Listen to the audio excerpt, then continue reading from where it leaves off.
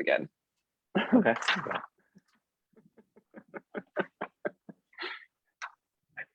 I think I'll let you know when I get the notification. It says I'm live right now. Okay, we're live, I believe. And I think everything's all set up correctly. I'm sorry, Good morning and welcome to another live with James and Heather on Co-operatives First Page. Thanks for joining. I was just saying that I incorrectly posted this to the wrong page or something, and like a minute late. Look, it's summer, okay? It's going to be so hot here in Saskatoon today, so it's just clearly my mind. It's been, you know, I'm on summer holidays in my head, even if I'm not actually on summer holidays, I guess. So free pass, Heather. Free pass on that one. Thank you. Yes. Okay.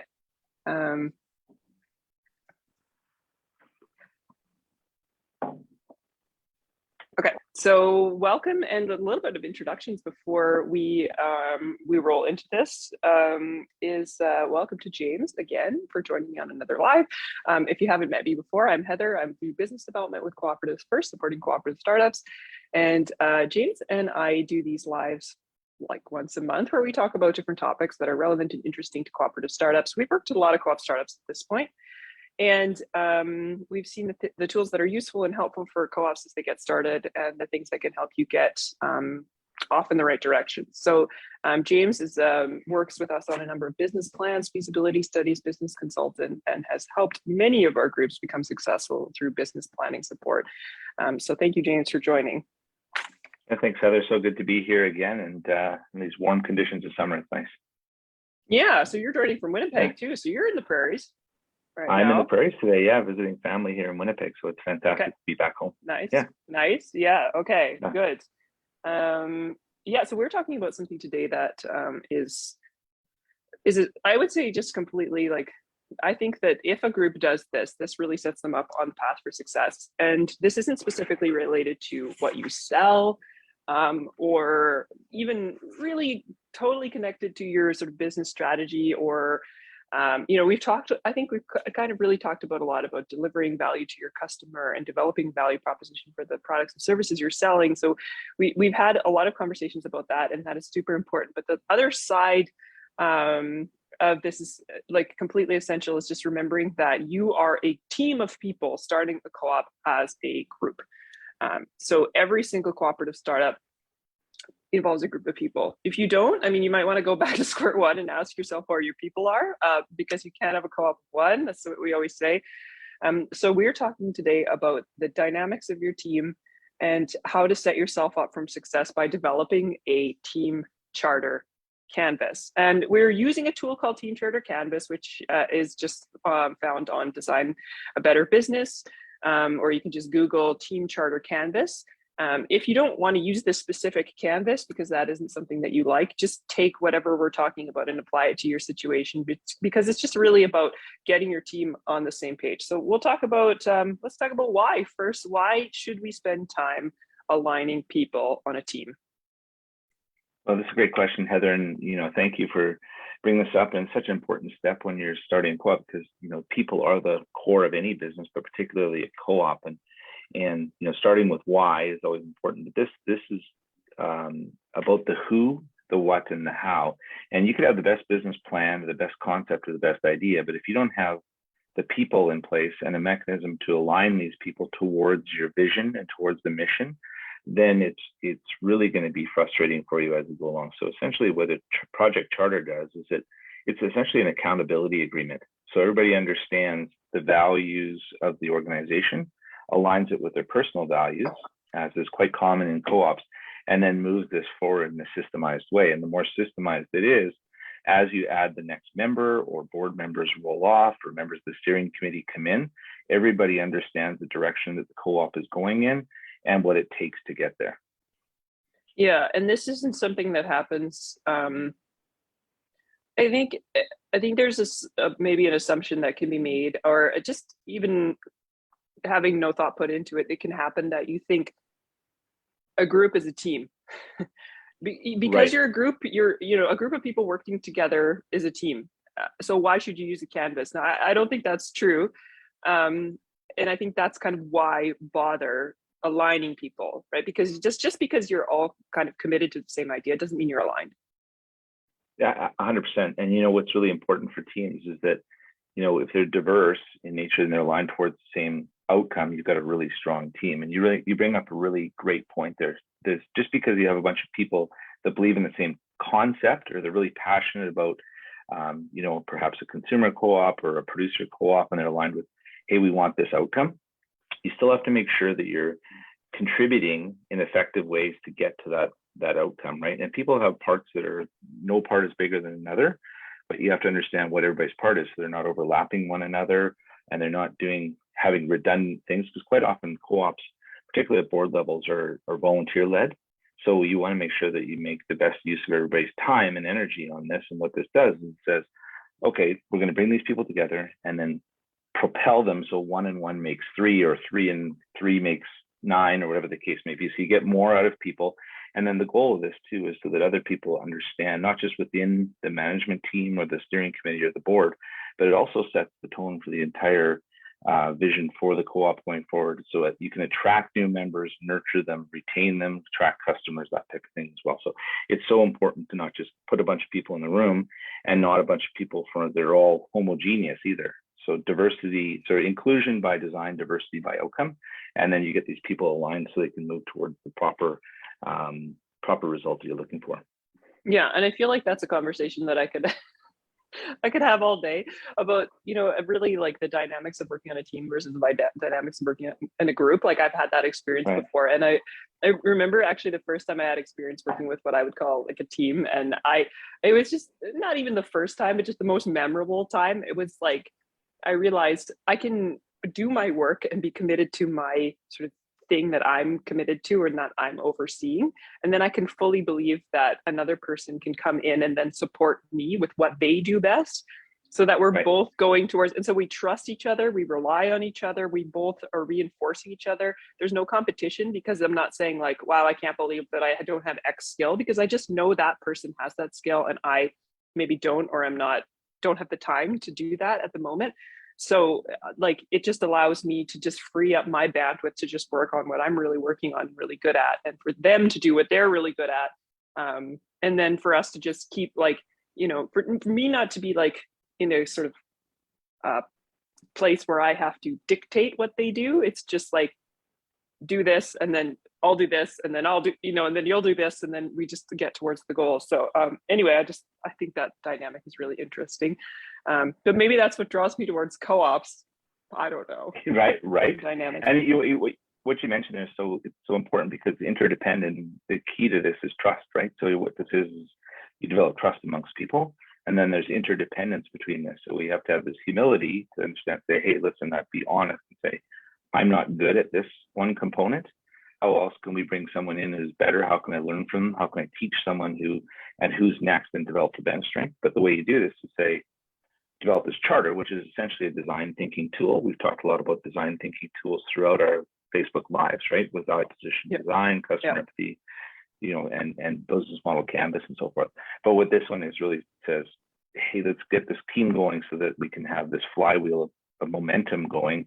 And as you mentioned, when you're working on a high performing and that has the right structure, the sky's the limit, because you fall to the level of preparation. You don't rise to the level of opportunity. So what this does is it builds a nice strong safety net for you.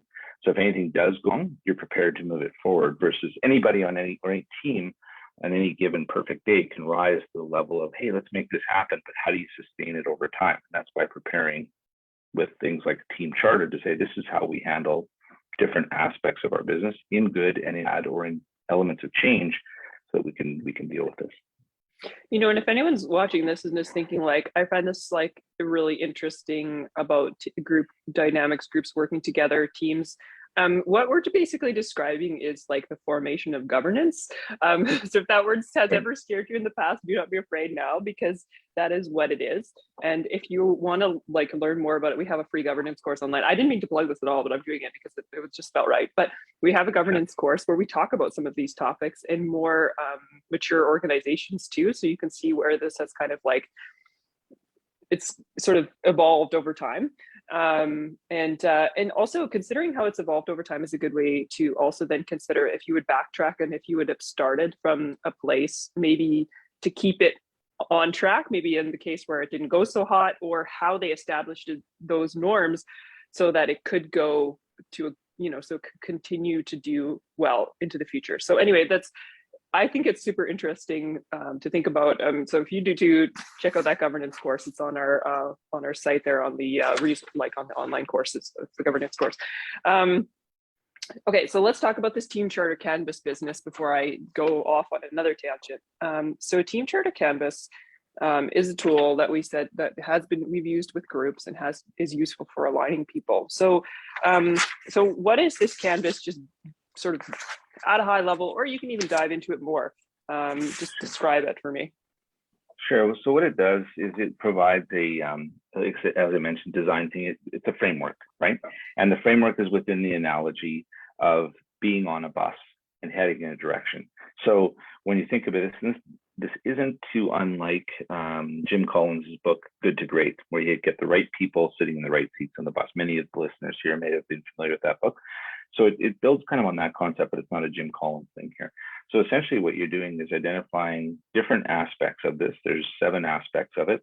And then being very truthful and in a collaborative way, in a co-created way with members of the team to say, let's look at each of these aspects of this. And the benefit of this is, with building your business model, your business case, your business plan, it allows you to make more informed decisions consistently, and it de-risks your business.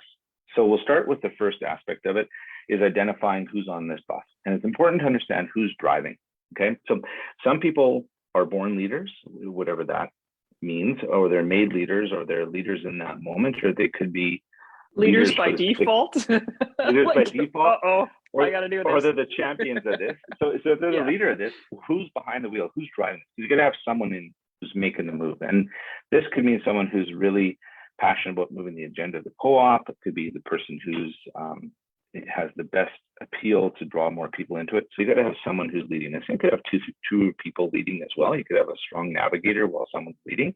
And then who else is behind that? So what's everybody's role on that bus? The key is that everybody's on the same bus. So we're all going in the same direction, just have different roles in there, and then just have these different aspects of what they're doing. You could swap out the analogy for a bus for a canoe or whatever you like. But the thing is that you've got to be moving in the same direction and identify who is navigating. Airplane, I don't know. Airplane, whatever you like. Whatever works for you. Who's navigating and who's being the leader of this. And there's nothing wrong with being a follower. As a matter of fact, the best teams have the best followers, right? So that's the analogy there. Then when you look at who's on the bus and what's happening, you start looking at, okay, what's the energy source that's going to drive this? What are we passionate about? Is it community involvement? Is it making money for the co-op? Is it providing a need that's underserved in a market? All those things that are there to provide sustainability. So that's the energy source analogy that's in this. And then you have to look at things like, what is the team values? And this comes out very early. So we understand the value proposition of the co-op, but what is the team value? So what do we value? Respect, honesty, integrity, responsiveness, all those words can be in here. So what's the values of this group? And what are our expectations? So what's the expectations of the team as it aligns with what the value of the co-op is or the business plan going forward? So it's very important to have these aspects in it. And then there's a couple that aren't so positive, but they must be addressed. What kind of obstacles are out there, and what do we do when we run into trouble? So how do we fight? How do we make up? How do we deal with, unforeseen challenges? And there will be challenges. You could have external factors, right, that happen, or internal things in the co-op. There's resistance to change, or there's maybe new members that aren't pulling their weight, or whatever the case may be. How do we deal with that? And then what you do from there is set your goals going forward. So lots to digest there, and we can look at any part specifically, but that's essentially the aspects of this, is again, determining team values, who's on this bus and moving it forward, who's leading, what provides energy, and then what are the obstacles, and how do we deal with those challenges as we go towards the goal. Yeah, and what I really like about this tool, or like a process like this, is that sometimes there's documents that are created for the group, like sort of like collective sort of documents that are or even policies or procedures that sort of affect the whole group.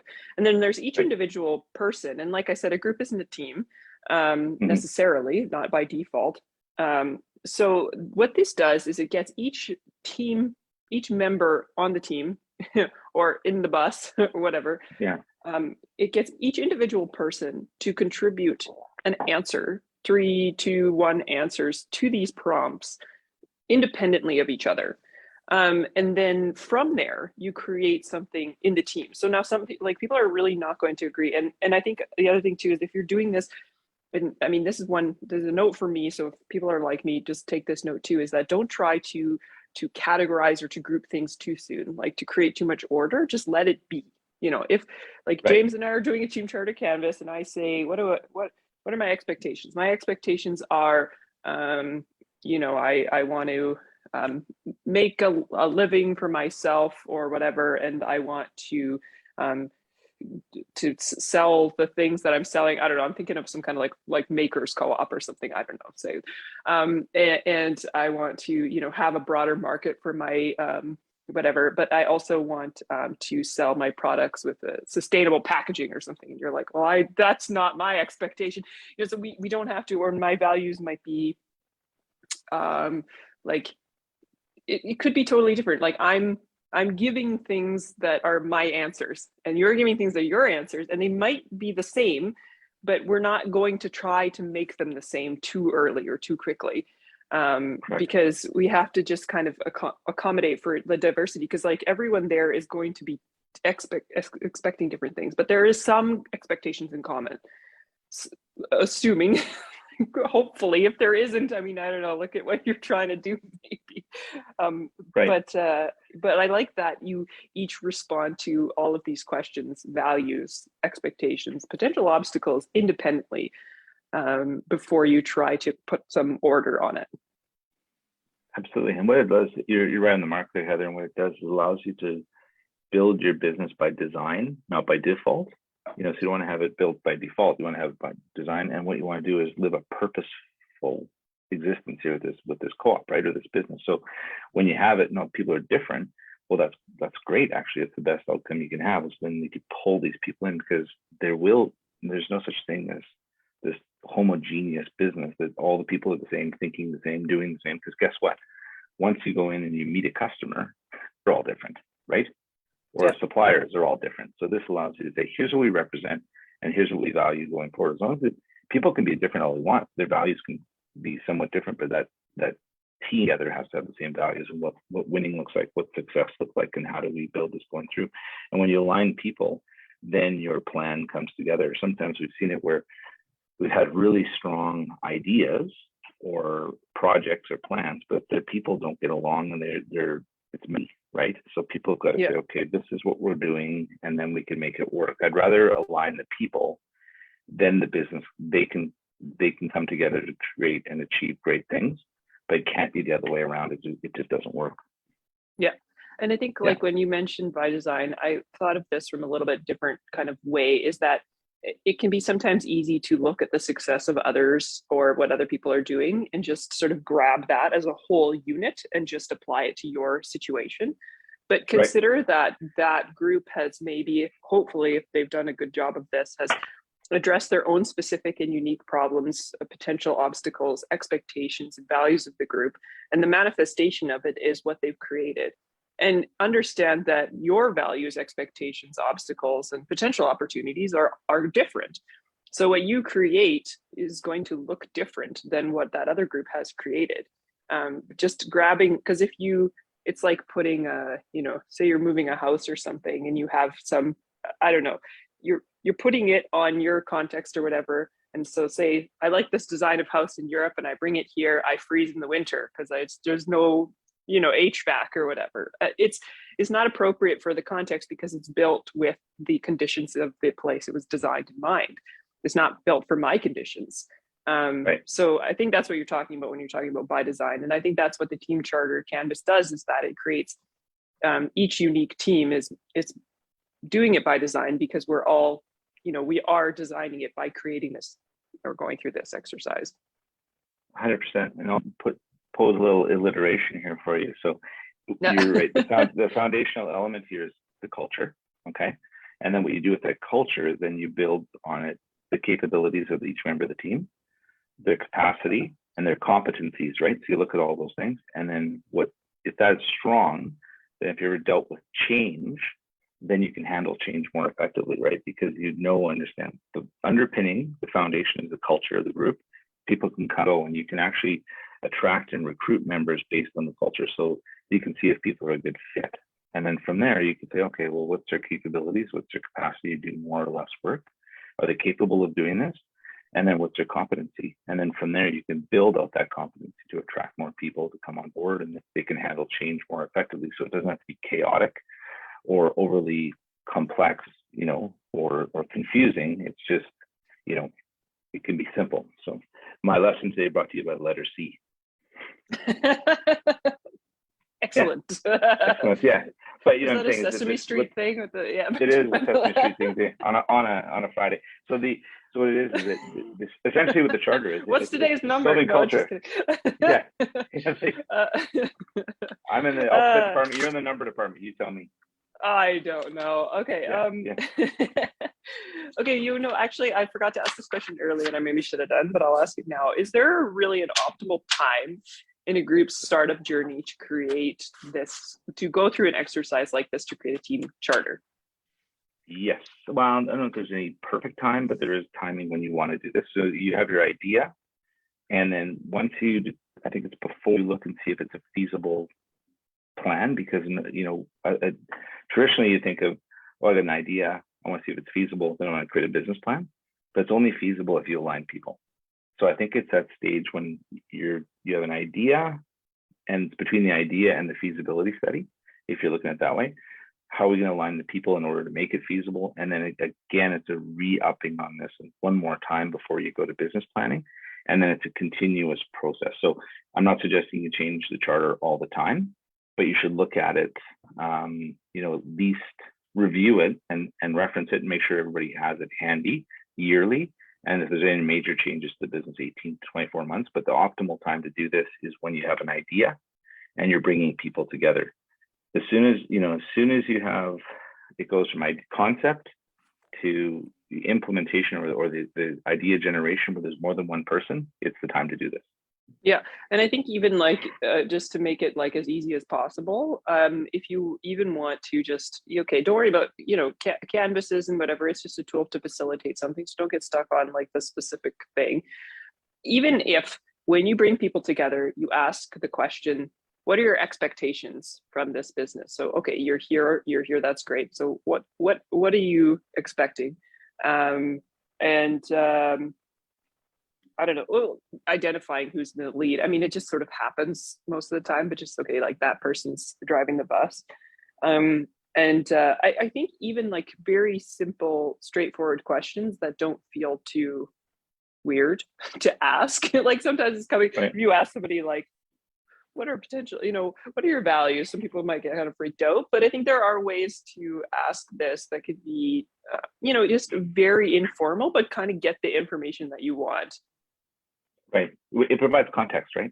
So what you're saying is, okay, we're being group of people together, and people appreciate, it might seem like any design thinking exercise, it's a little bit slow to start, but then people appreciate it because they co-created it, one thing. Yeah. And they own the process, so there's accountability there.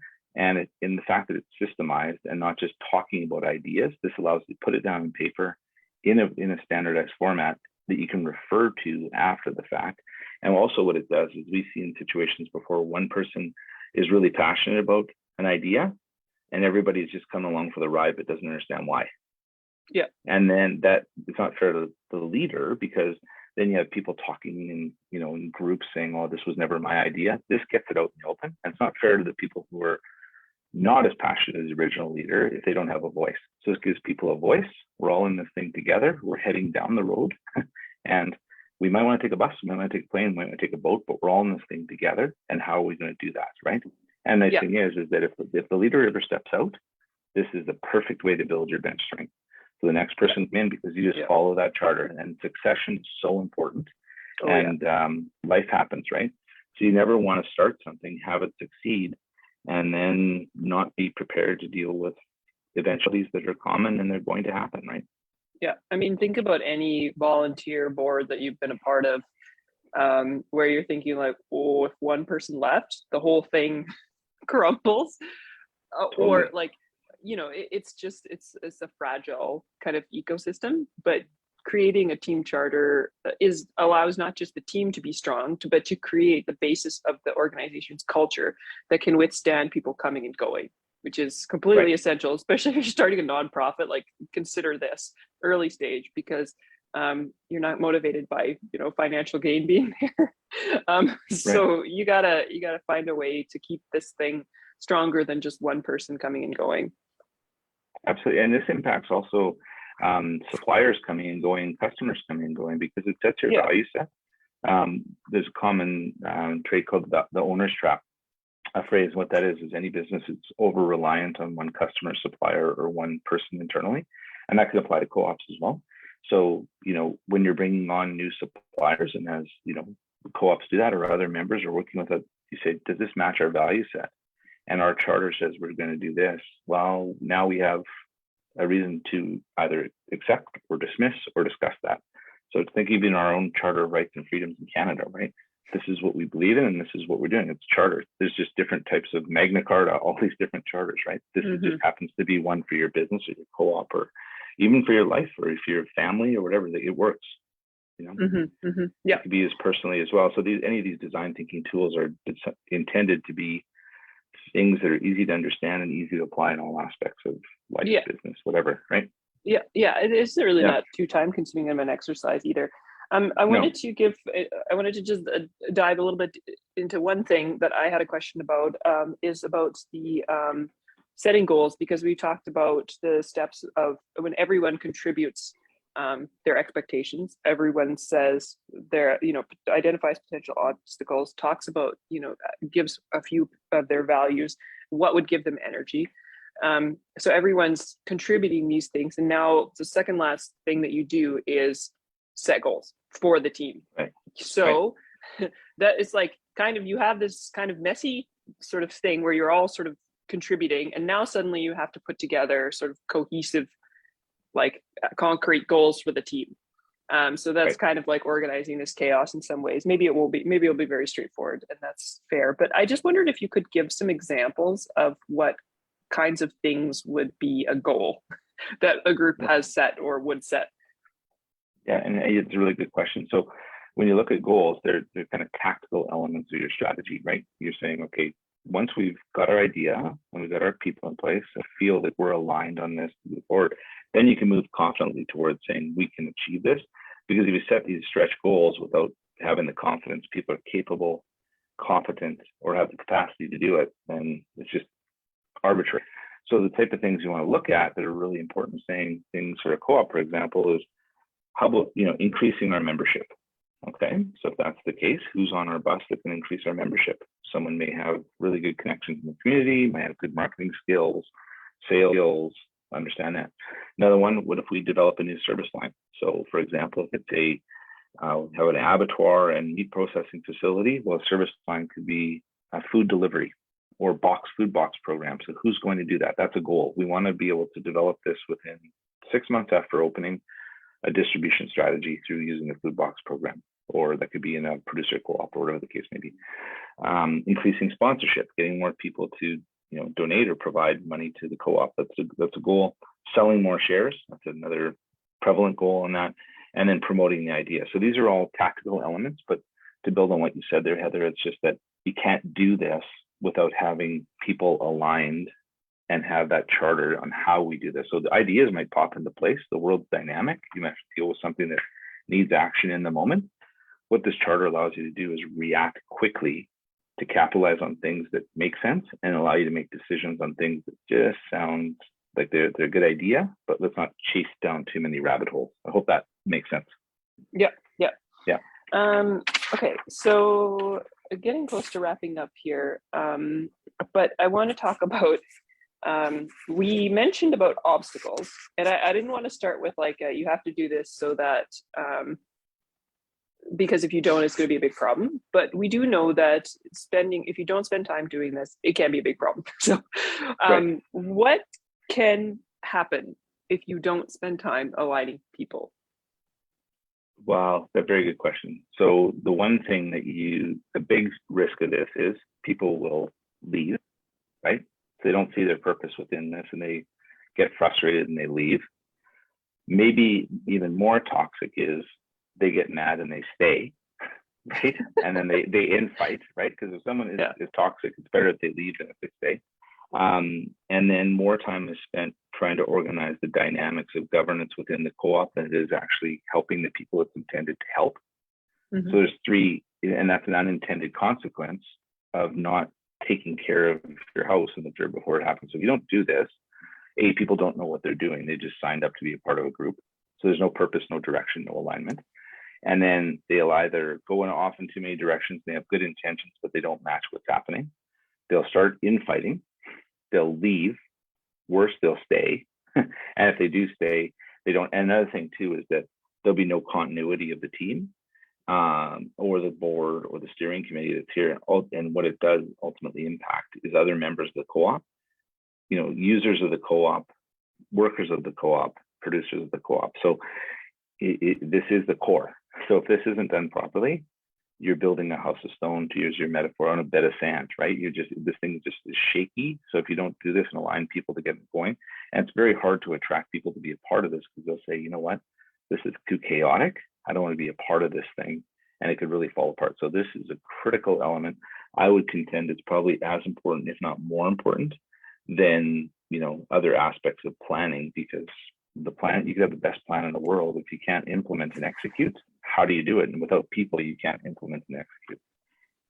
Yeah, exactly. I mean, I often think about this and sort of like there's a couple of threads that are sort of developing when you're starting a business, especially like, I mean, my experiences with cooperatives is where this context is coming in, but Right. there's a thread of governance.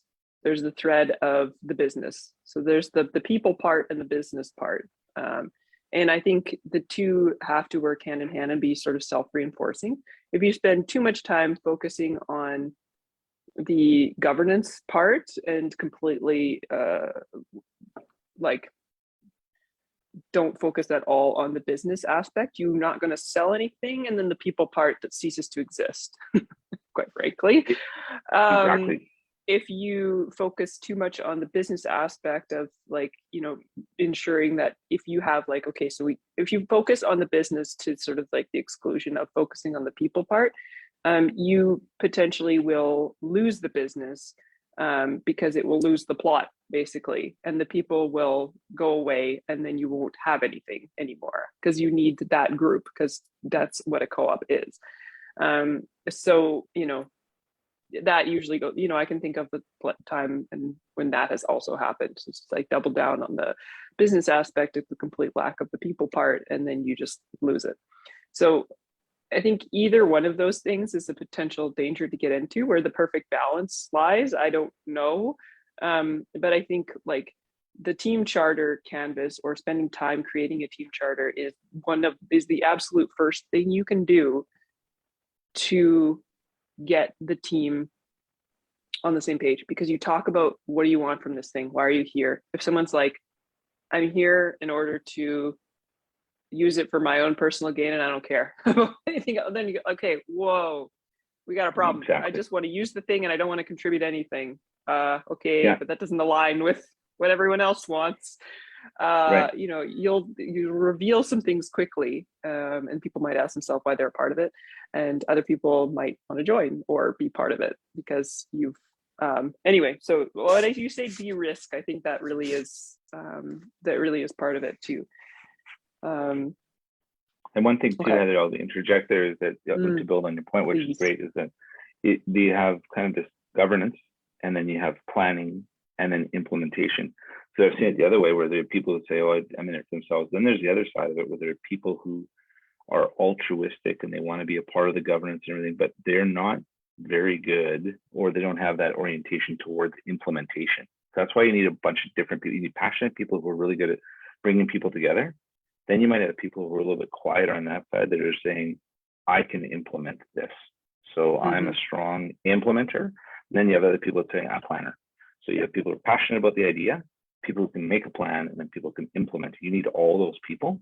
But to your point is that if you don't have this in place, you don't know what the charter is. So you can guide the different segments of people in a common way, because human behavior is complex and people are complex, and you're not going to have this perfect situation. The best teams have so many different characters on them that are just, if you saw them and tried to pull them together, how are they even coming together? And but they're the best ones, Yeah. because when it comes time to perform, they work well together because they balance one another. So essentially what the charter does, it balances all these different types of people. It's kind of a situation for diversity too. And I think that's what co-ops are, is really diverse, is it provides a framework and a model that's actually democratic, very democratic, and co-created, because in the essence of co-ops, this is really important too, because it's democratic participation and people have a voice. So it's not someone saying, one leader saying, I was up all night writing a charter, or a consultant writing for you. No, no, no, no, no. This has to be done people who are there. This can't be handed down and prescriptive. It's got to be designed by the group. That's why I really like this design thinking element of a project charter. Yeah, and it has to be easy to understood and on one page, easy to understood, co-created. Yeah, I think the other thing this allows you to do is, so if you have a team charter, or if you have, and again, I stress that it doesn't have to be on this exact canvas, but like have some kind of charter for your team.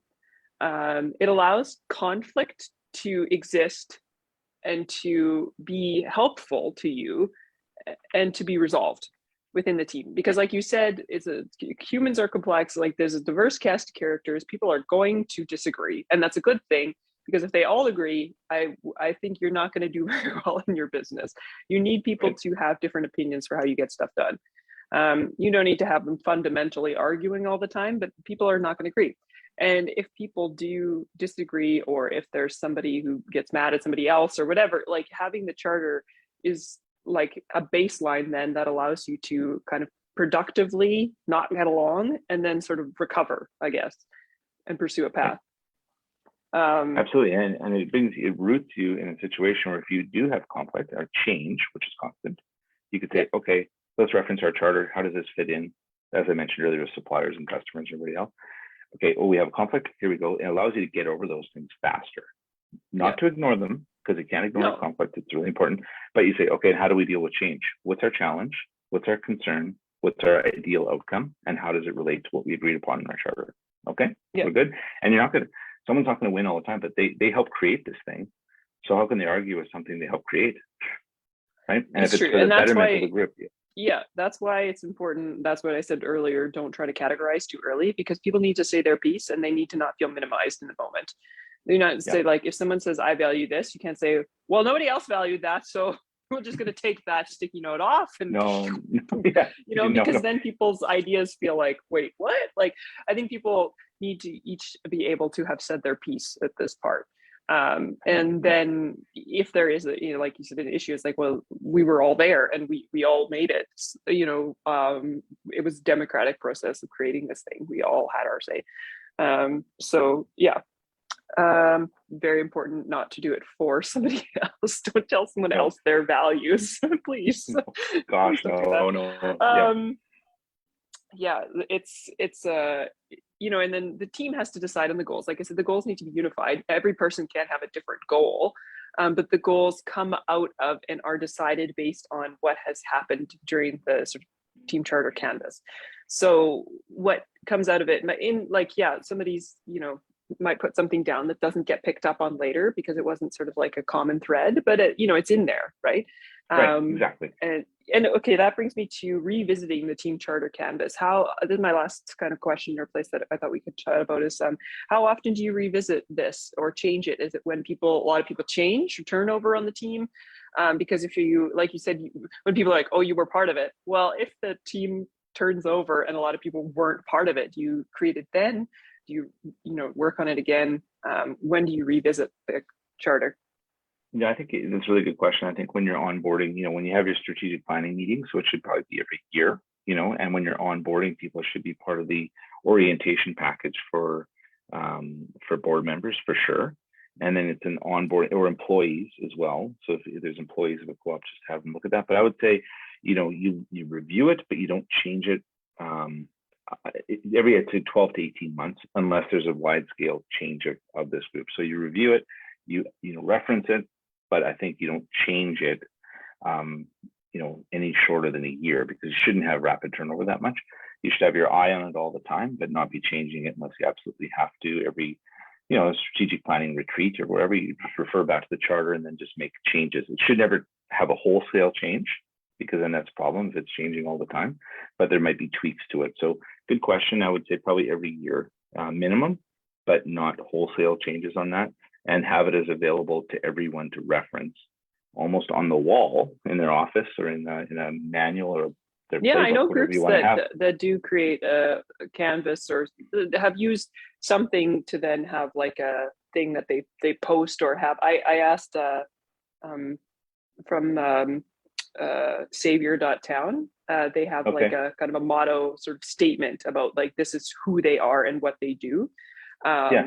And it's really like concise and just helped me understand, and it also puts people in the right headspace, like right, this is why we're here and this is what we're doing. So I've met a couple people who do that. No, it's a good point. Sorry to interrupt. It informs decision making in the moment too. So not just big decisions for the budget or whatever the case may be, but if we have to make a decision on the fly, it empowers people the chance to make that decision without having to confer with 4 other people who might be volunteers that are hard to get a hold of. They make the decision because it aligns with our charter, which is our values, right?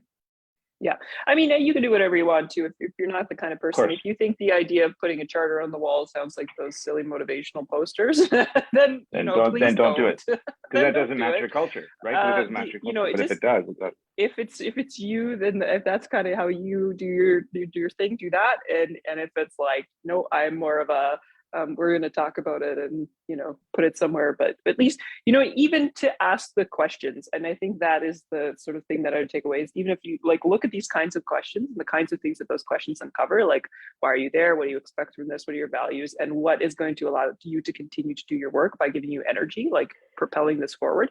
What are you getting out of it? What gives you energy could even what are you going to get out of it? Then just ask those kinds of questions, and at least then you've had that, you've put it down into words somewhere. I think that is, like, if that's what you do, that's great. Or if you create a team canvas and put it on the wall somewhere, also good. Absolutely. And a point on this too is that as much as it's a proactive document, it's also legacy. So it's creating legacy for the people who are part of the starting the co-op that can keep it going for years to come. Right. Mm-hmm. So what you're actually doing is building your legacy right from the start. So it's just not one heroic person who, that's the champion. She came in here, she started this thing and she moved forward. They created systems and they created structure and they created charters so that they can move forward. So as much as it's proactive at start, what you're actually doing is creating legacy right from day one. Yeah. Which I think is really important, right? Yeah. Well, that's inspirational. Okay, so that's where we'll leave it. Team Charter. Okay. Team Charter Canvas is a really good tool. And I believe we're going to do another one of these lives in August. And I actually forget the topic, and that's fine. But we're actually going to continue through. We'll be doing these about once a month. We'll be just talking about anything that's, that we have worked with in our experience working with cooperative startups, directly things that have supported them, helped them, or helped them do better, do business better, or be more successful. So that is the topic of every live that we choose. So just stay tuned. I mean, we post them on Facebook and Instagram when we're doing the live and what the topic is. So thanks again, James, for joining me and doing this live. Yeah, thanks, Heather. Appreciate you and appreciate your time. Okay, thanks a lot. Thank you.